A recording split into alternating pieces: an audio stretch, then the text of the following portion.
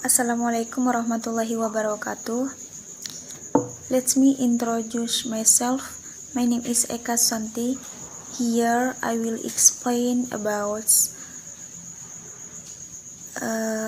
introduction to linguistics from chapter 12 and chapter 1.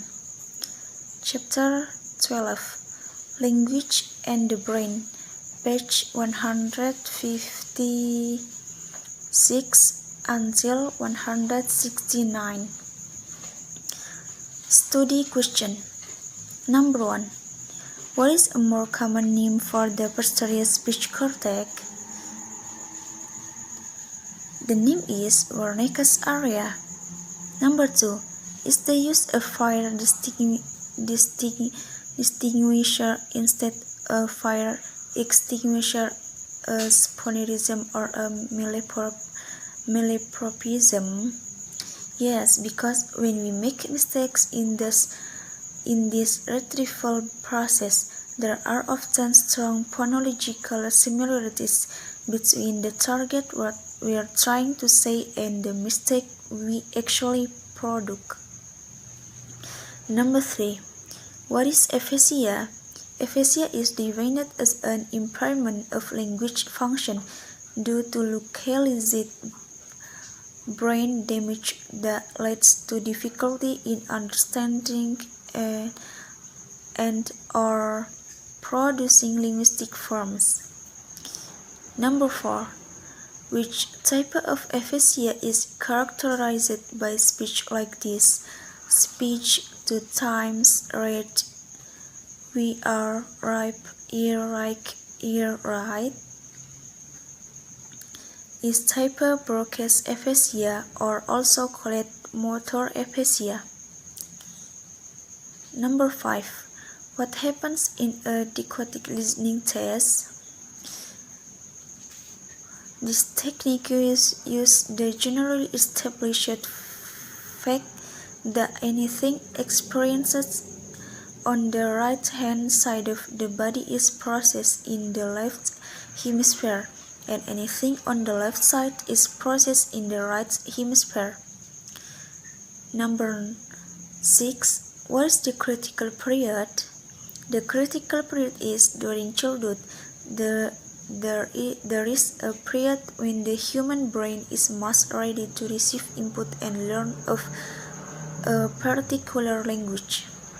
Next, task A. We made no distinction between the left and right hemispheres in terms of shape or size, assuming they were symmetrical. However, on closer inspection, there is some asymmetry in the lateralization of the brain. What seems to be the main source of this difference between the physiology of the two hemispheres? Should this difference be treated as support for the phrenology model of human brain function? So, among the specialization of the human brain, the right hemisphere is first choice for non-language sounds or among other things, and the left hemisphere specializes in language sounds or among other things too. This specialization may actually have more to do with the type of processing rather than the type of material that is handled best by each of the two hemispheres. This essential distinction seems to be between analytic processing, such as recognizing the smaller details of sounds, word and phrase structures in rapid sequence, than with the left brain, and holistic processing, such as identifying more general structures and language and experience, done with the right brain. Next, B. What is meant by the bathtub effect in description of feature of speech errors? Do any example of speech error in this chapter illustrate this effect? Is a sound used in one word in anticipation of its occurrence in the next word, as in nomen numeral for Roman numeral, or a tap of teacup, or the most highly paid player, or paid, as when he addressed a rural group as noble towns of soil, or described God as a shoving leopard to his flock, or in this complaint to a student who had been absent from classes. See, in this chapter, we focus on the left hemisphere and how it is affected by impairments. What happens to the language of an individual after damage in the right hemisphere? Is well known to have specific language disabilities. D.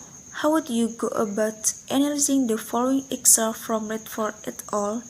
2009 as more likely to be indicative of agrammatism or paragrammatism, or the speaker is trying to talk about a lady's shoe.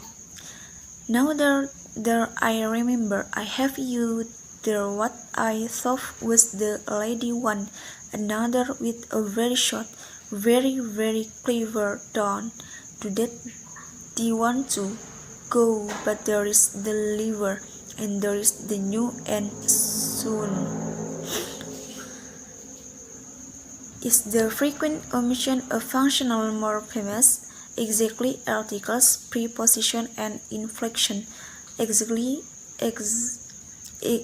Example, plural as past tense ed has led to the characterization of this type of ephesic speech as a grammatic. In a grammatic speech, the grammatical markers are missing. E. The following extract from Buckingham and Curtis is discussed in Abler and Getchell as an illustration of neologistic jargon aphasia. Can you identify any characteristic of this condition that show up in the language used by the speaker? Is the syntax badly impaired? Are morphological features such as inflection used normally or not? Does the speaker have finding difficulties? Would you say that this aphasia is more likely to be associated with Broca's area or with Wernicke's area?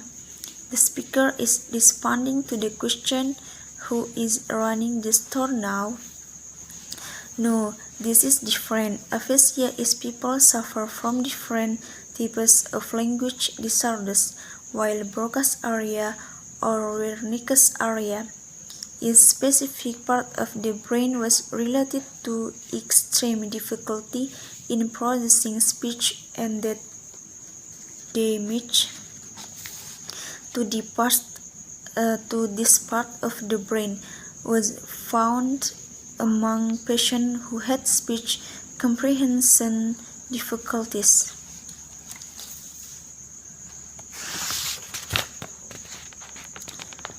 Next, what happened in brain imaging procedures such as CAT scans, fMRI scans, and PET scans that might help in the study of language in the brain?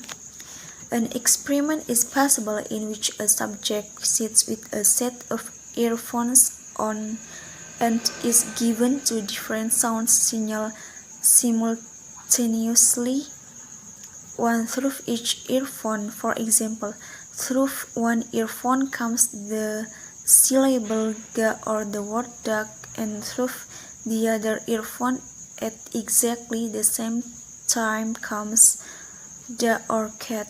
When asked to say what was heard, the subject more often correctly identifies the sound that came via the right ear. This is known as the right ear advantage for linguistic sounds. The process involved is best understood with the help of the accompanying illustration. Next, chapter 1, page 1 until 8. Study question. Why is it difficult to agree with Pessimisticus that Prigan must have been the original human language? Because the children may not have picked up this word from any human source, but as several commentators have pointed out, they must have heard what the gods were saying. Number 2. What is the basic idea behind the wow theory of language origin? The fact that all modern languages have some words with pronunciation that seem to echo naturally occurring sounds could be used to support this theory. Number 3. Why are interjections such as considered to be unlikely source of human speech sound? Because basically the expressive noise people making emotional reactions contain sounds that are not otherwise used in speech production, and consequently would seem to be rather unlikely candidates as source sounds for language. Number 4. Where is the pairing and how did it become an important part of human sounds production? In the course of human physical development, the assumption of an upright posture moved the head more directly above the spinal column and the larynx dropped to a lower position. This created a larger cavity called the pharynx above the vocal folds, which acts as a resonator for increased range and clarity of the sounds produced via the larynx and the vocal tract. Number 5.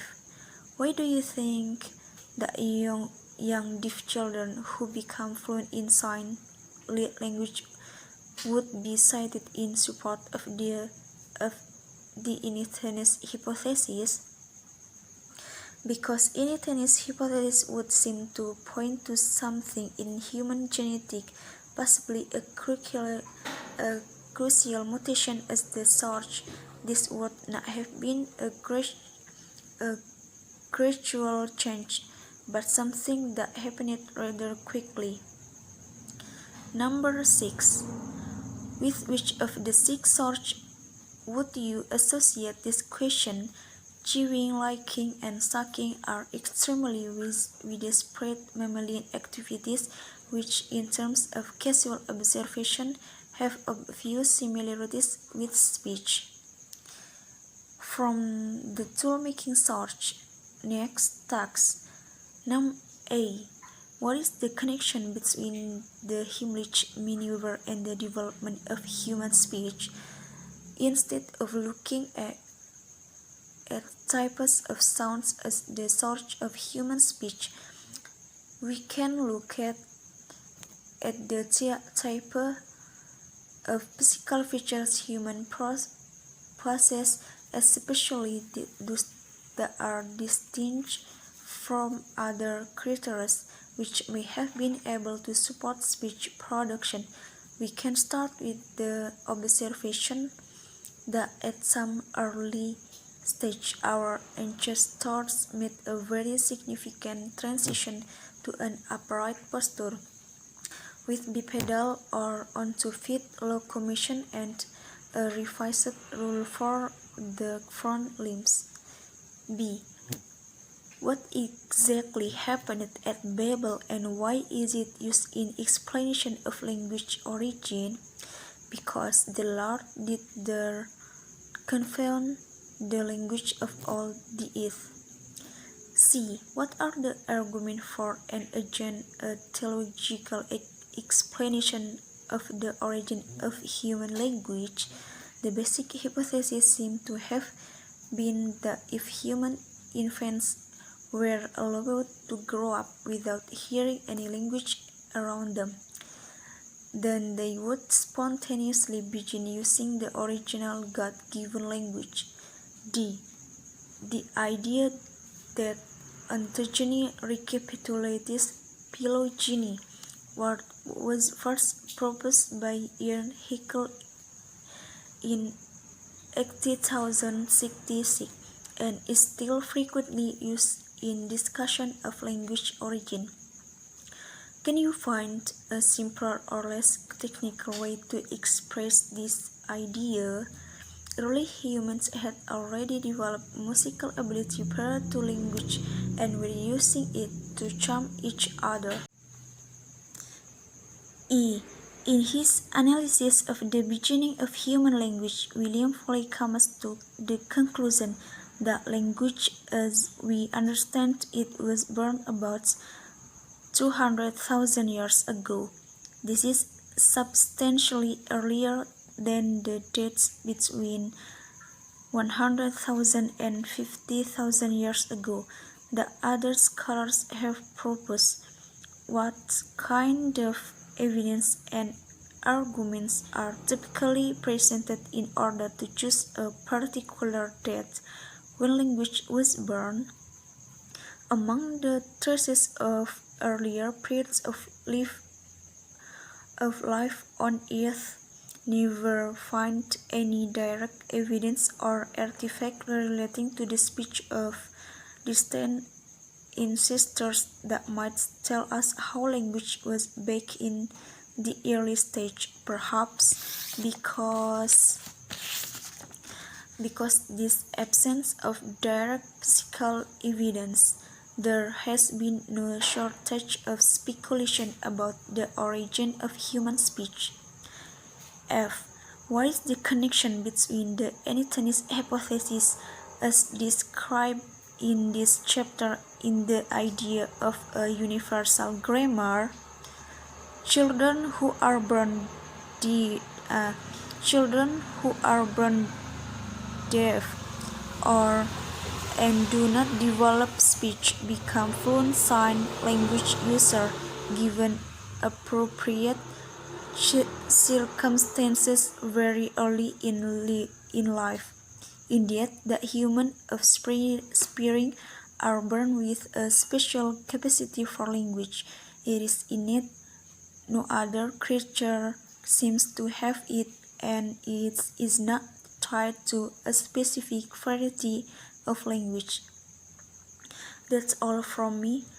Thank you for your nice attention. Wassalamualaikum warahmatullahi wabarakatuh.